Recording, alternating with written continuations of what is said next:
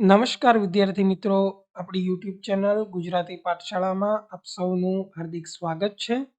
વિદ્યાર્થી મિત્રો, આજે આપણે ધોરણ 9 વિષય વિજ્ઞાન અને ટેકનોલોજીમાં પાઠ નંબર 2 ના વાર્ષિક પરીક્ષામાં ઉપયોગી એવા મોસ્ટ આઈએમપી પ્રશ્નોનું આજે આપણે સોલ્યુશન જોવાના છીએ.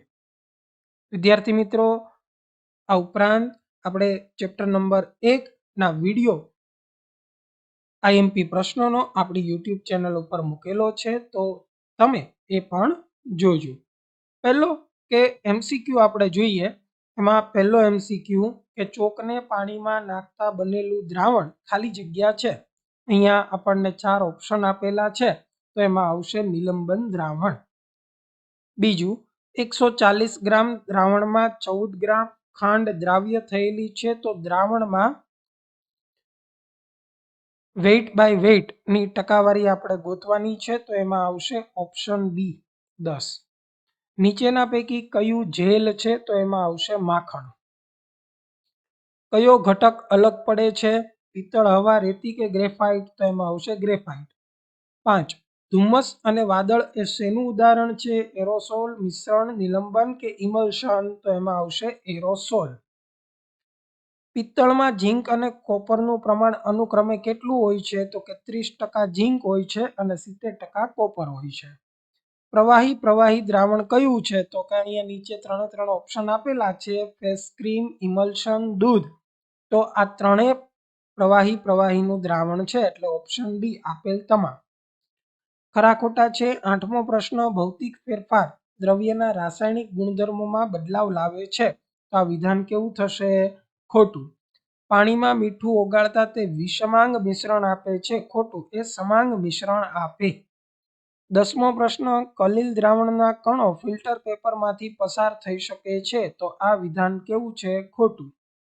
11. નિલંબિત કણોને નરી આંખે જોઈ શકાતા નથી, આ વિધાન કેવું છે? ખોટું, કારણ કે નિલંબિત કણો હોય તો એને આપણે નરી આંખે જોઈ શકીએ છીએ. સંયોજનના ઘટકોને ભૌતિક પ્રક્રિયાઓ દ્વારા અલગ કરી શકાય છે, તો આ વિધાન કેવું છે? ખોટું.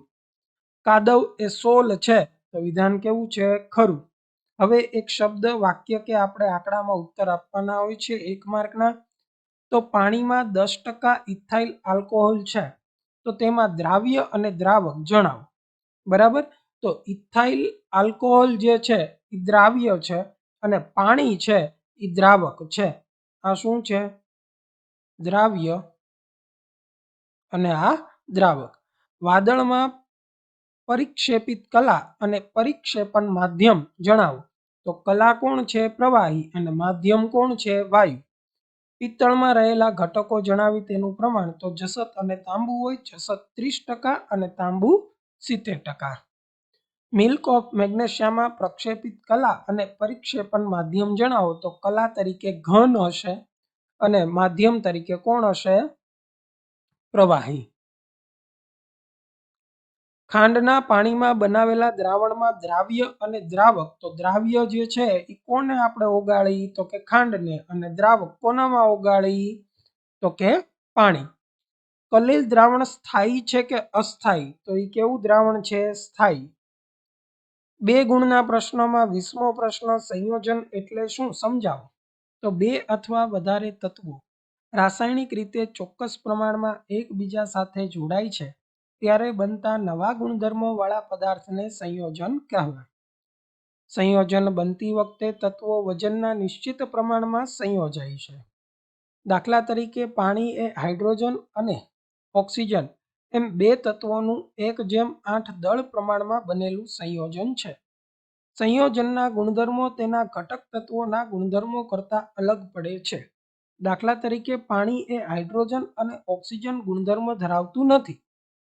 સંયોજનના ઘટકો રાસાયણિક પ્રક્રિયા દ્વારા છૂટા પાડી શકાય, પરંતુ ભૌતિક ક્રિયા દ્વારા એને છૂટા પાડી શકાતા નથી. ક્રોમેટોગ્રાફી પદ્ધતિ આપણે સમજાવવાની છે. તો કે જ્યારે મિશ્રણમાં 2 જુદી જુદી દ્રાવ્યતા ધરાવતા ઘટકો દ્રાવ્ય થયેલા હોય, ત્યારે દ્રાવ્યતાના તફાવતના આધારે મિશ્રણમાંના ઘટકોનું અલગીકરણ કરવા ક્રોમેટોગ્રાફી પદ્ધતિ ઉપયોગી છે? ગ્રીક ભાષામાં ક્રોમાનો અર્થ રંગ થાય છે. આ પદ્ધતિ સૌપ્રથમ ઉપયોગ વનસ્પતિમાંથી મળી આવતા રંગીન પદાર્થોમાં રહેલા ઘટક તત્વોના અલગીકરણ માટે થયો હતો, તેથી તેનું નામ ક્રોમેટોગ્રાફી અપાયું છે. એક જ દ્રાવકમાં ઓગળેલા જુદા જુદા દ્રવ્યોના અલગીકરણ માટે આ પદ્ધતિ વપરાય છે.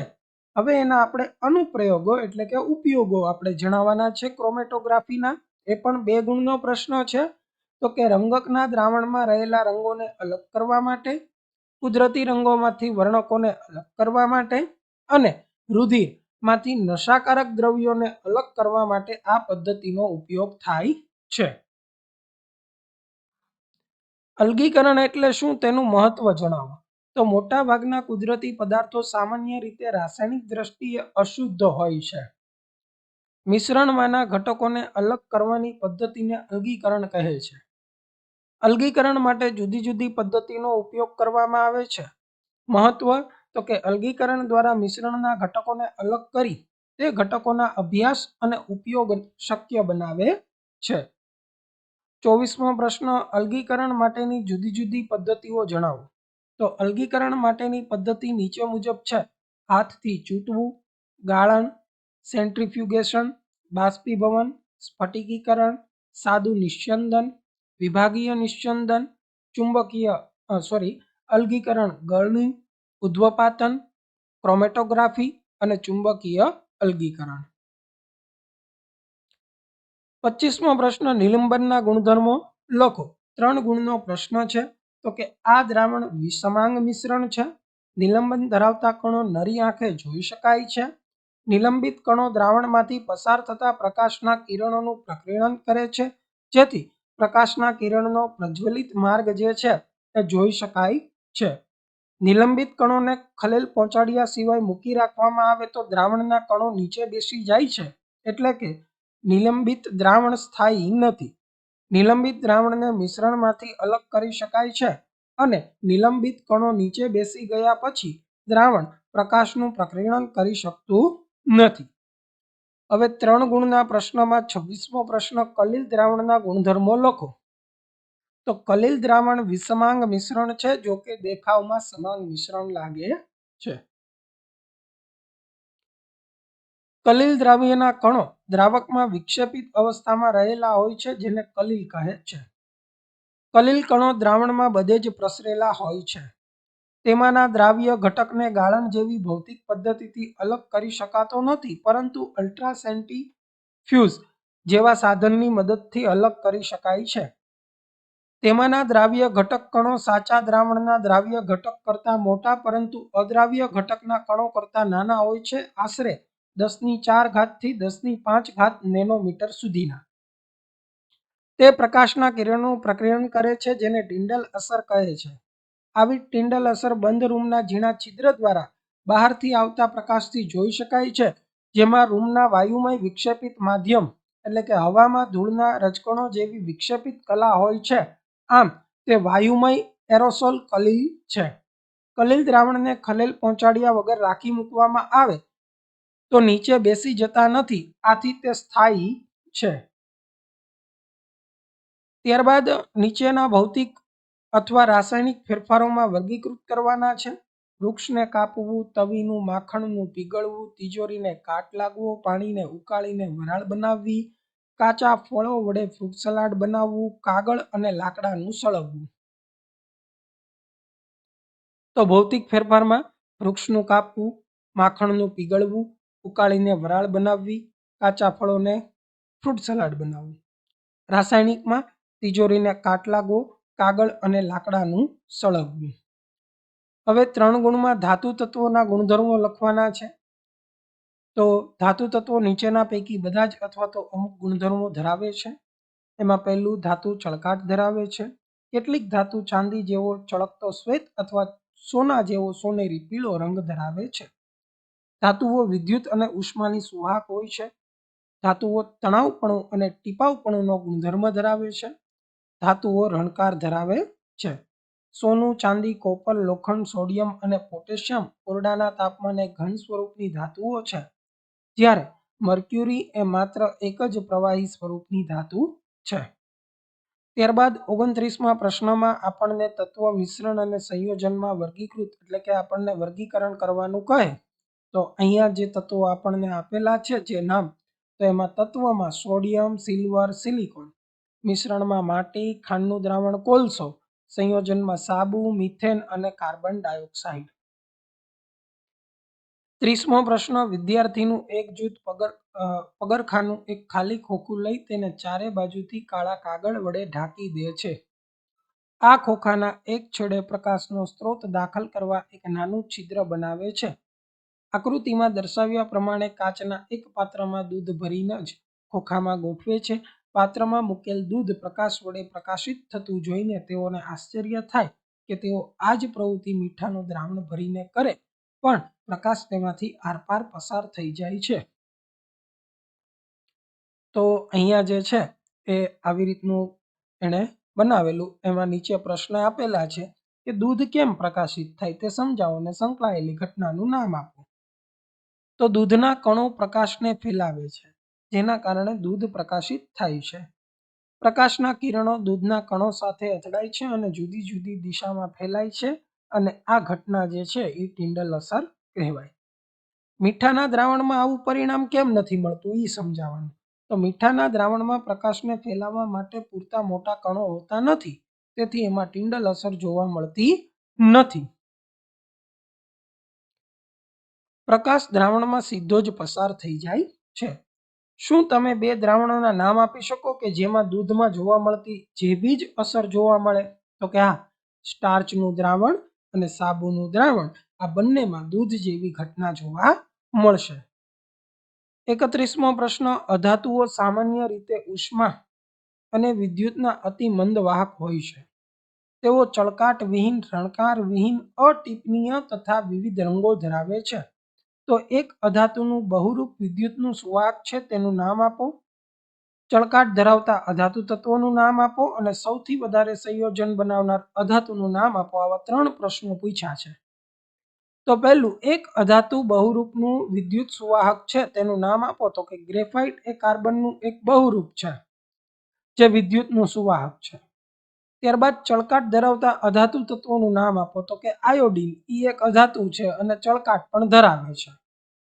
સૌથી વધારે સંયોજન બનાવનાર અધાતુનું નામ, તો કે એમાં આવશે કાર્બન. ત્યારબાદ 32મો પ્રશ્ન, 3 ગુણનો પ્રશ્ન, નીચેના દરેક ફેરફાર ને ભૌતિક ફેરફાર અથવા રાસાયણિક ફેરફારમાં વર્ગીકરણ કરી અને કારણ આપવાના. આપણને 3 ફેરફાર અહીંયા સૂચવેલા છે. એ કયો ફેરફાર છે કારણ સહિત આપણે જણાવવાનું છે. તો પહેલું કે સૂર્યપ્રકાશમાં ભીનો શર્ટ સૂકવવો, તો એ ભૌતિક ફેરફાર છે.